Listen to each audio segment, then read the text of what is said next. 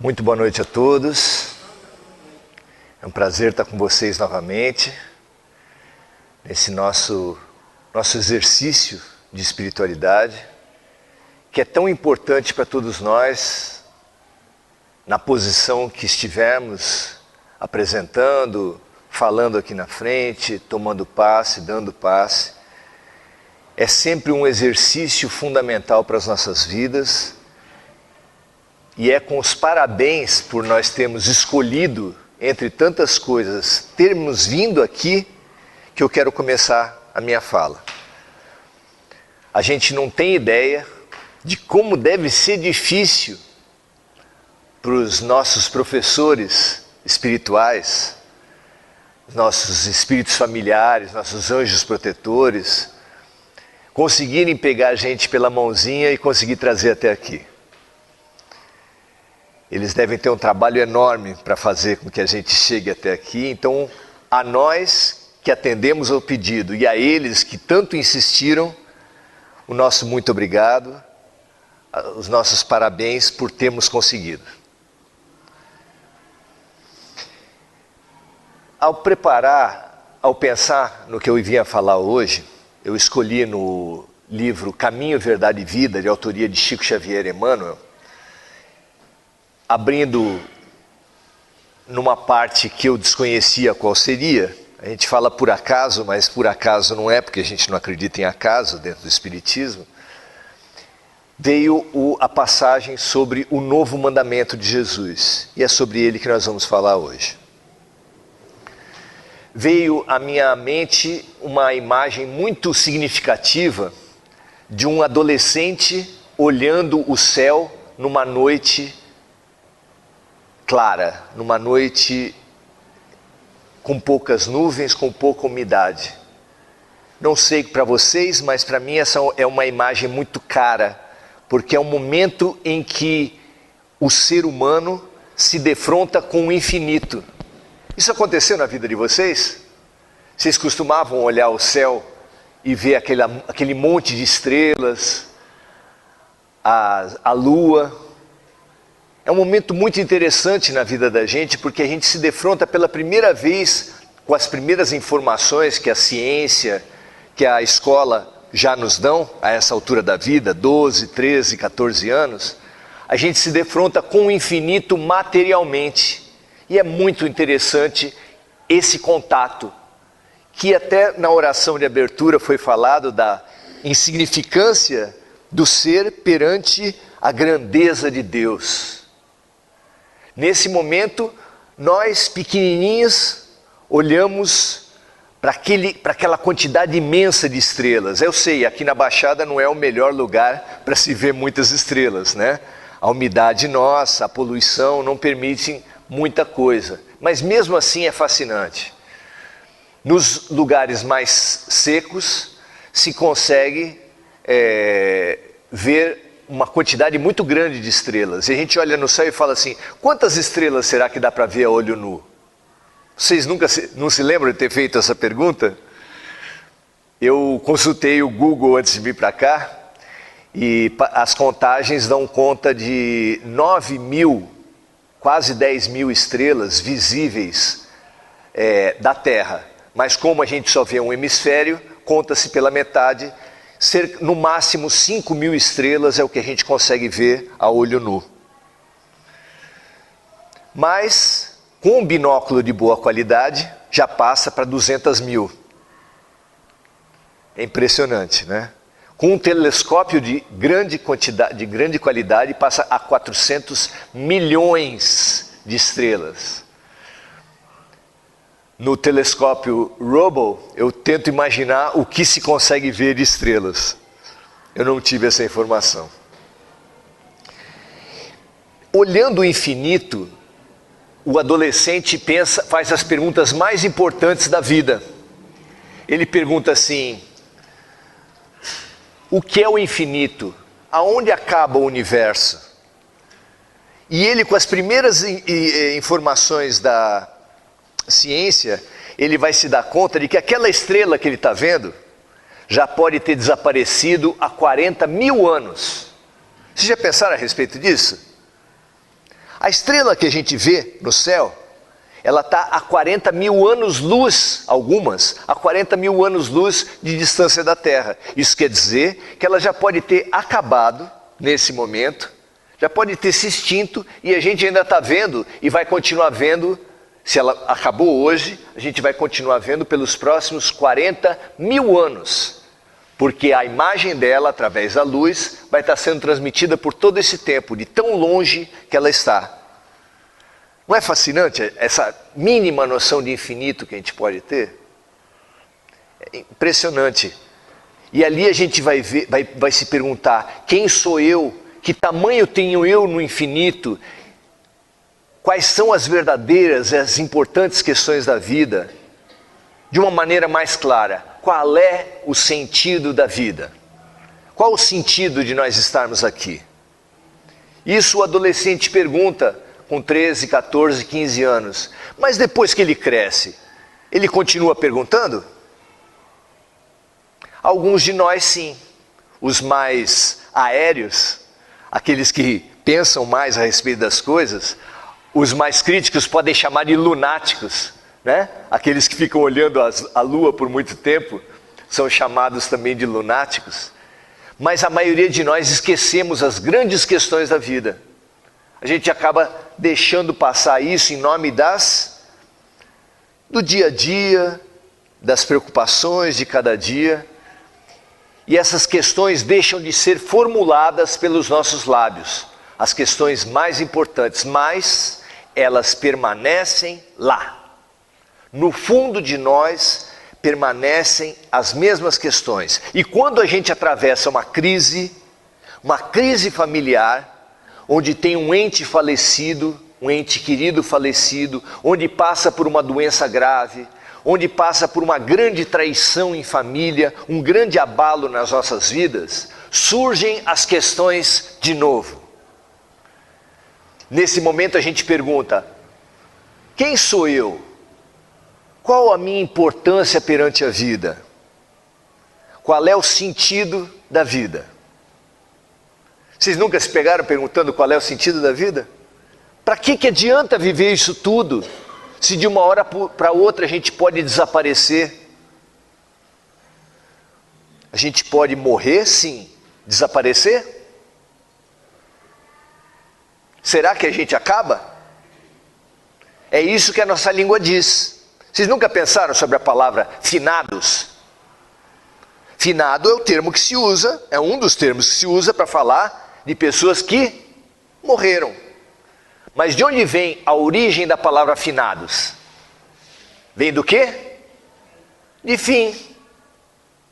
É como se as pessoas ao morrer, como uma bola de gás, puf, acabassem. E essa nossa cultura aumenta muito o nosso sofrimento perante a vida. Porque não haverá coisa mais triste do que saber que os nossos amores, os nossos afetos, os nossos queridos, puf, acabaram.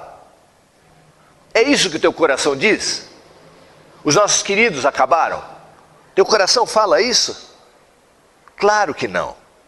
Nós sabemos que não. Mas a gente sabe, mas fica com um pouco de dúvida ainda.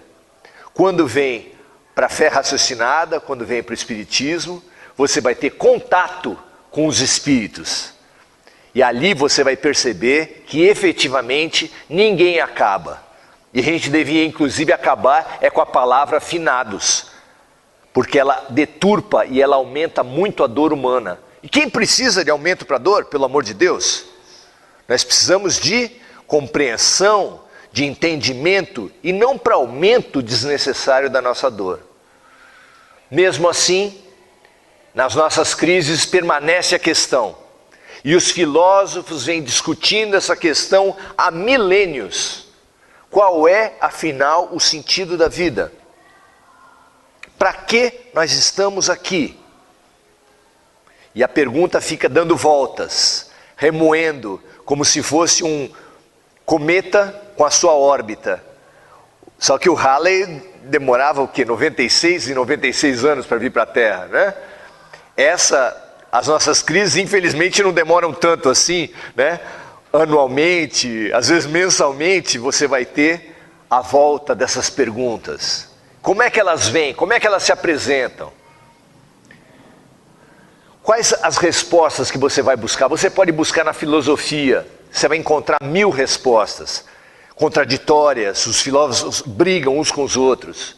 Mas, há 2000 anos, veio Jesus e veio nos apresentar uma resposta, então, para essa pergunta. E foi-lhe perguntado qual era o maior mandamento da terra, o que era uma pegadinha para ele. Era uma armadilha que os fariseus tinham preparado para ver se conseguiam pegar ele e condená-lo. Sabe por quê? Você ainda hoje, se lhe apresentarem os 10 mandamentos, não cobiçar a mulher do próximo, não mentir, não roubar e não matar. Qual é o mandamento mais importante? Alguém consegue dizer qual desses é o mais importante? É muito difícil. Não matar, talvez? Foi perguntado então para Jesus: mestre, qual é o maior mandamento? E ele respondeu de uma maneira inesquecível para a gente. Resumindo, dizendo que nesse mandamento que ele apresentou para a gente, estava reunido toda a lei e os profetas. Imagina a dificuldade que nós temos ainda hoje de ler todos os livros de sabedoria de todas as religiões. Vocês acham que é fácil? Ler a Torá, a Bíblia, só a Bíblia toda já é uma dificuldade.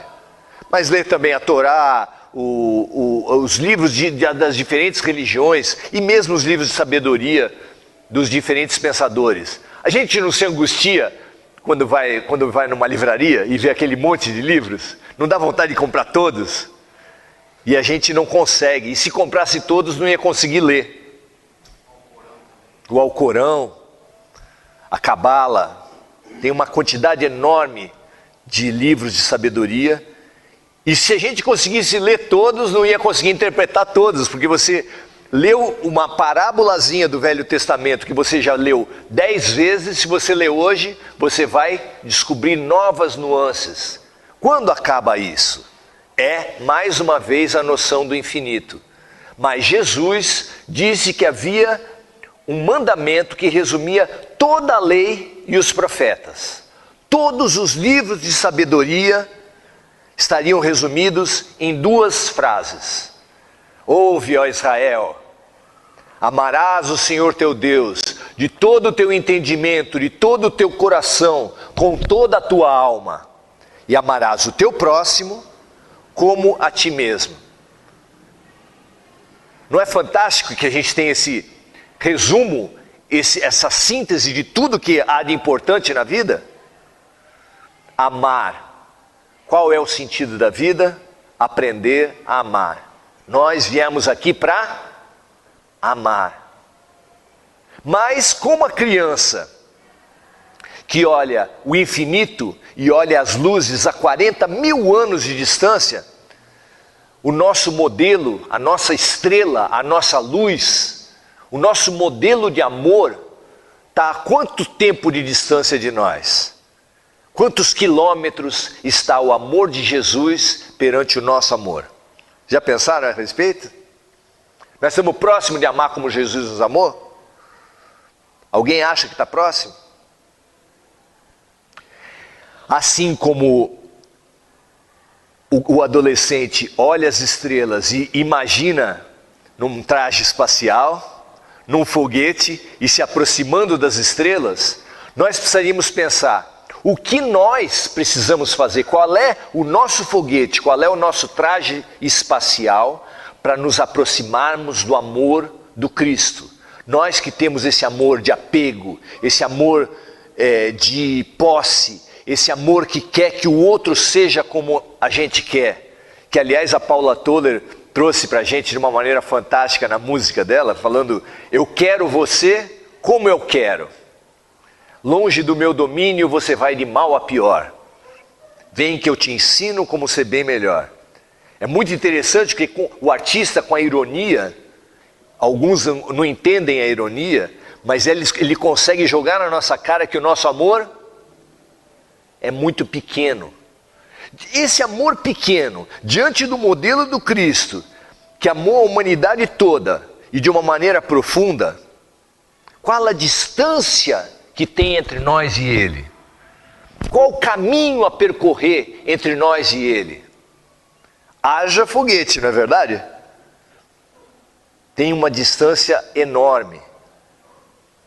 Cabe a gente, então, entender como é que Jesus programou o caminho.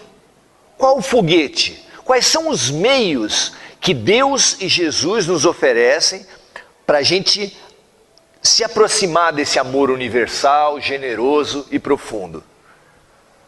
Qual vocês acham que é o caminho? Qual vocês acham que é o treinamento, que é a possibilidade que nós vamos tendo de aprender a amar? Diz a codificação, diz na literatura espírita, que a nossa evolução vai do átomo ao arcanjo. Tem gente que pergunta assim, será que eu já fui animal? A nossa pergunta chega só, será que eu já fui animal? Pois os espíritos estão nos ensinando que não só animal, mas nós já fomos vegetal. E não só animal e vegetal, mas nós já fomos mineral, nós já fomos átomo.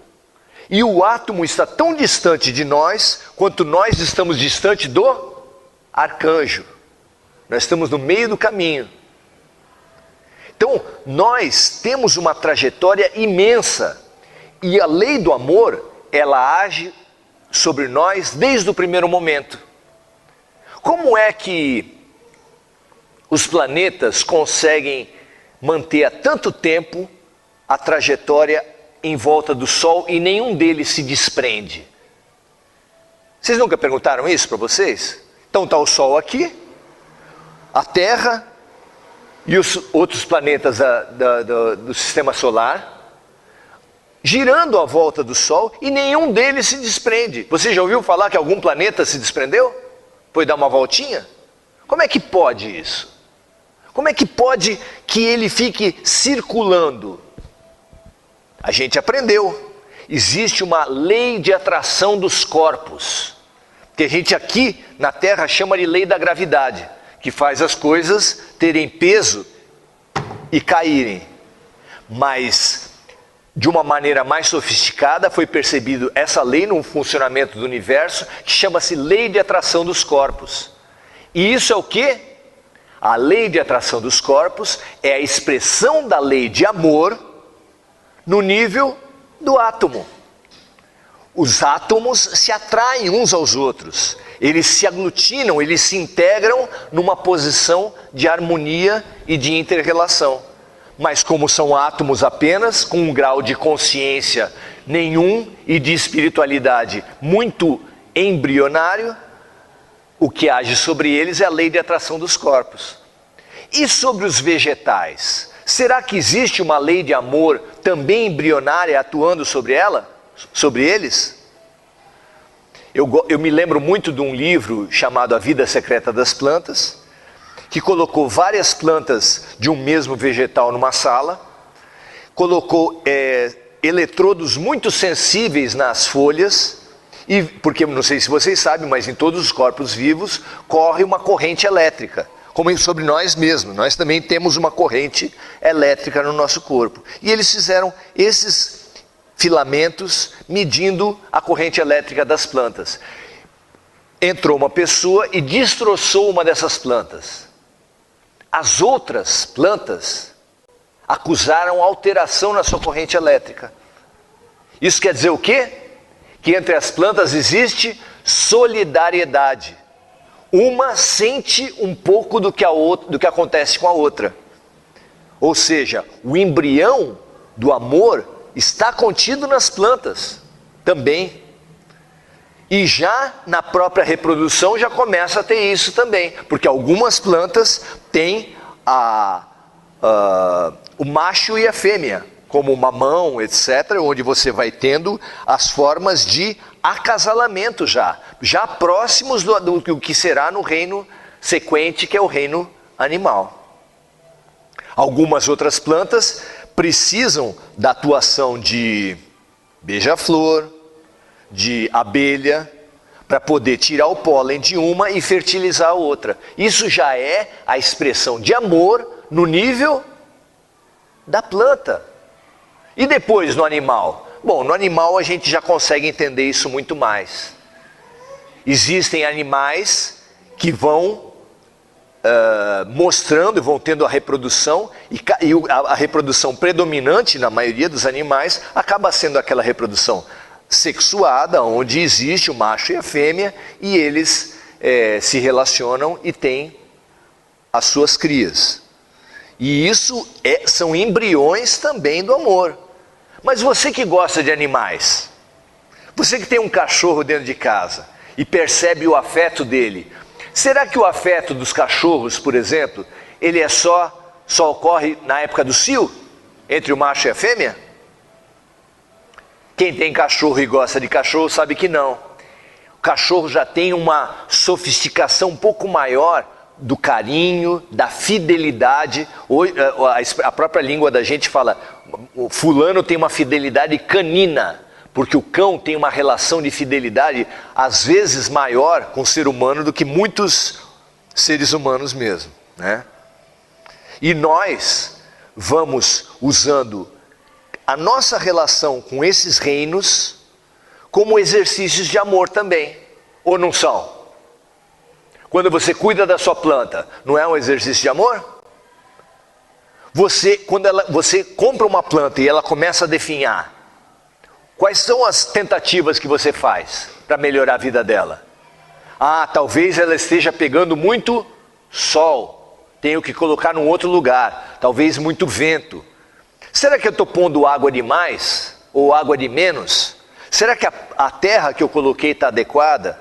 Tudo isso vai passando na sua mente e você como que tenta se colocar no lugar dela para ver se ela está sofrendo, por que ela está sofrendo e como fazer para salvá-la. O animal, quando começa a ter problemas, você também faz o mesmo exercício. E esse exercício, esse caminho de se colocar no lugar do outro, é o caminho que Jesus nos orientou para fazer o nosso amor amadurecer, o nosso amor crescer. Quando a gente tem um filho pequeno e ele começa a chorar, parece que a gente já tem, depois de um certo tempo, né, a gente já tem uma lista na cabeça da gente. O que pode ser? Criança, bebê chorando. Você já tem uma lista. Primeira coisa, será que está na hora de comer? Será que está na hora de limpar? Porque se você já deu de comer, vem a hora de limpar. Se já deu de comer e já está limpinho, pode ser cólica, pode ser sono. E você tem a tua lista e vai fazendo uma coisa com outra. E você, para descobrir o que é, você se coloca no lugar dele. Às vezes uma criança fica olhando por minutos para você sem piscar o olho. E você já não sabe mais nem para onde olhar e o bebê olhando para você direto. Você fica imaginando o que está passando na cabeça desse garoto. Ou ele fica, como o meu filho ficava, acho que o de vocês também, no berço, olhando para o teto, mexendo a mãozinha, e ria, e diminuía o riso, e ficava brincando com o nada. Isso acontece com criança? O que acontece na situação dele? O que ele está pensando? Com quem ele está interagindo?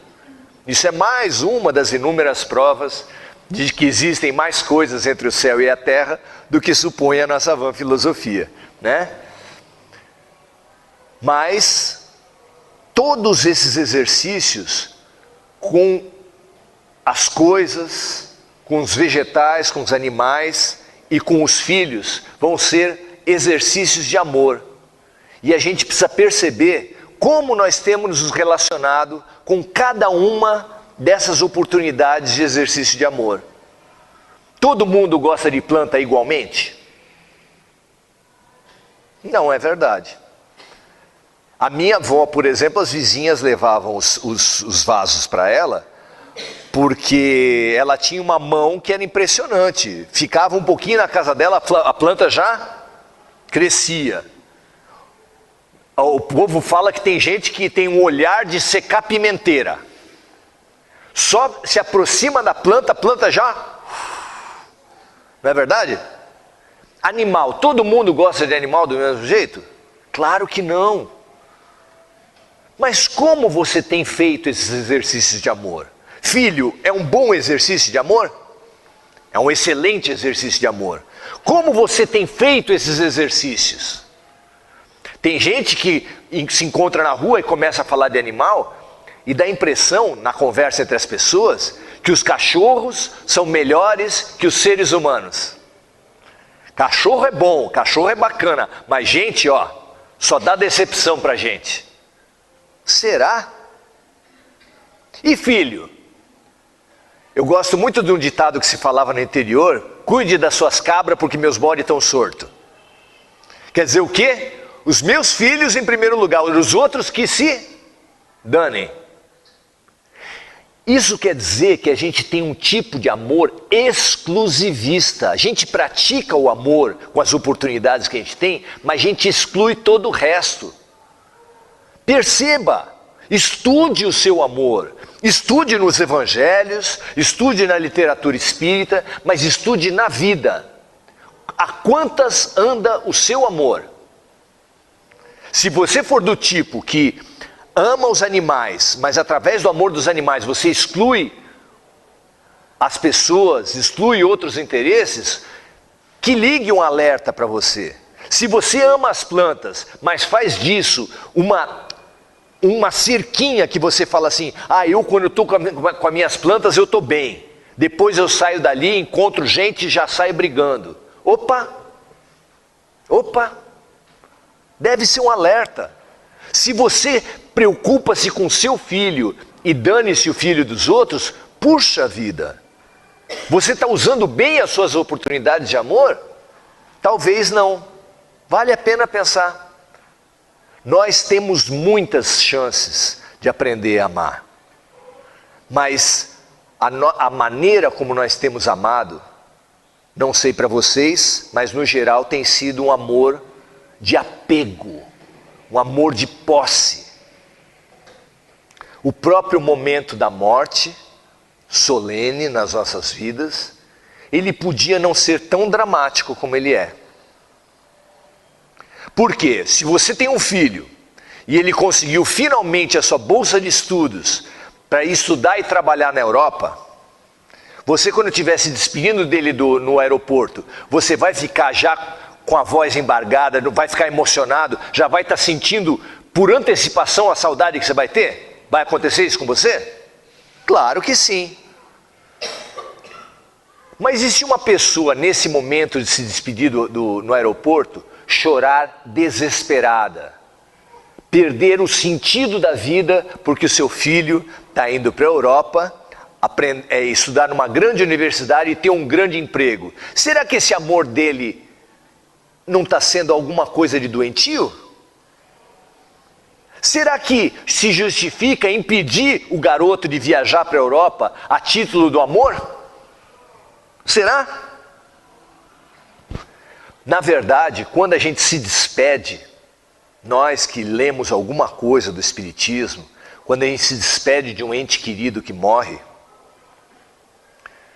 se nós temos um pouquinho de conhecimento e um pouco de confiança na estrutura do mundo, a gente sabe que eles vão estudar muito no mundo espiritual e vão ter o melhor trabalho e as melhores condições para o seu desenvolvimento.